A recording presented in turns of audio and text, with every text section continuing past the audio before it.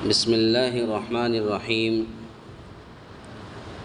عن انس رضی اللہ تعالی عنہ عن رسول اللہ صلی اللہ علیہ وسلم قال یتبع المیت ثلاثۃ اہلہ ومالہ وعملہ فیرجع اثنان ویبقى واحد یرجع اہلہ ومالہ ویبقى عملہ متفق علیہ۔ حضرت انس رضی اللہ تعالیٰ عنہ سے روایت ہے کہ رسول اللہ صلی اللہ علیہ وسلم نے فرمایا، تین چیزیں میت کے پیچھے جاتی ہیں: اس کے گھر والے، اس کا مال، غلام نوکر چاکر، اور اس کا عمل۔ پس دو چیزیں واپس آ جاتی ہیں اور ایک اس کے ساتھ باقی رہ جاتی ہے۔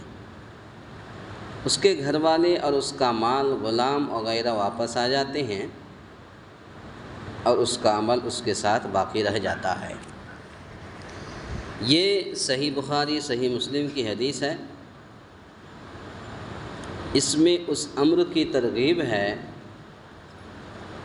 کہ انسان کو زیادہ سے زیادہ ایسے کام کرنے چاہیے جو اس کے ساتھ رہے، اور قبر میں بھی انسان کا ساتھ نہ چھوڑے۔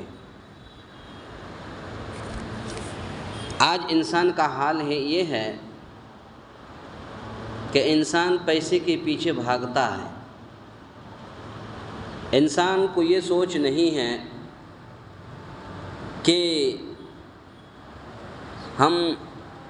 ہماری یہ زندگی 2 دن کی زندگی ہے، مرنا ہے، مٹی کے اندر جانا ہے، قبر کے اندر جانا ہے، تو قبر میں ہم کیا چیز لے کر کے جائیں گے؟ ساری چیزیں واپس آ جائیں گی۔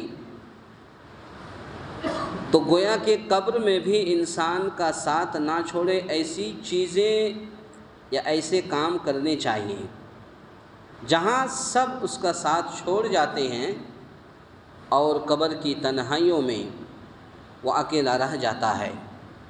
وہ قبر، جس قبر کے اندر نہ کوئی چراغ روشن ہے، نہ کوئی بستر ہے، بغیر بستر کے، بغیر بچھونا کے، بغیر چارپائی کے، بغیر روشنی کے وہ قبر کے اندر انسان رہ جاتا ہے۔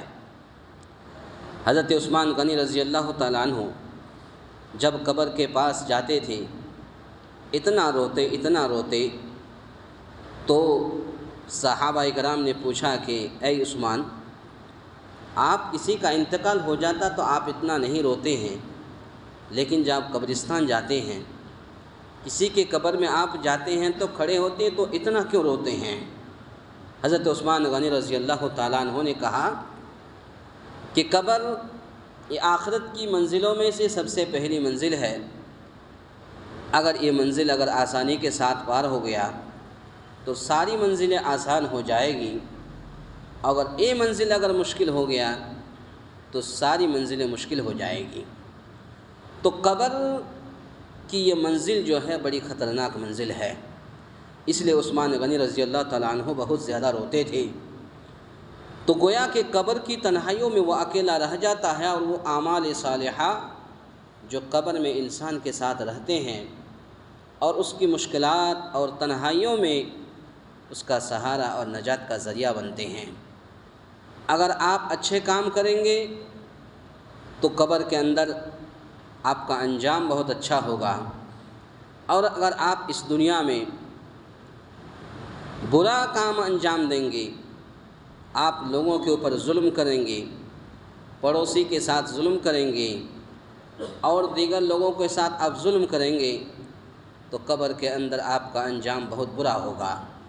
تو اسی لیے ضرورت اس بات کی ہے، احادیث کا خلاصہ کلام یہ ہے کہ انسان جب مر جاتا ہے تو 2 چیزیں واپس آ جاتی ہیں، ایک چیزیں باقی رہ جاتی ہیں: اس کے گھر والے، اس کا مال، غلام چاکر، نوکر چاکر سب واپس آ جاتے ہیں، اس کا عمل اس کے ساتھ رہ جاتا ہے۔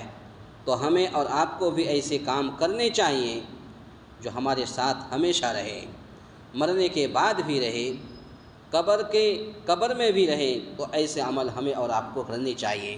اللہ تعالیٰ سے دعا ہے یا الہ العالمین ہم تمام مسلمانوں کو کہنے سننے سے زیادہ نیک عمل کرنے کی توفیق عطا فرمائے۔